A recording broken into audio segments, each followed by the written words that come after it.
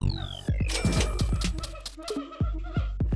you have any other great news you can share with us this year? Well, for PARSIQ, we will have a lot of product rollouts.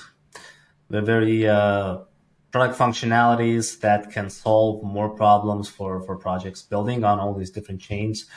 And we will see the release of historical monitoring triggers where you can send a trigger back in time to collect any data from block A to block Z and run calculations on that data and continue monitoring in real time.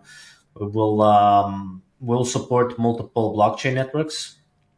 So also looking forward to supporting the Avalanche blockchain network in the future. A lot of adoption happening there.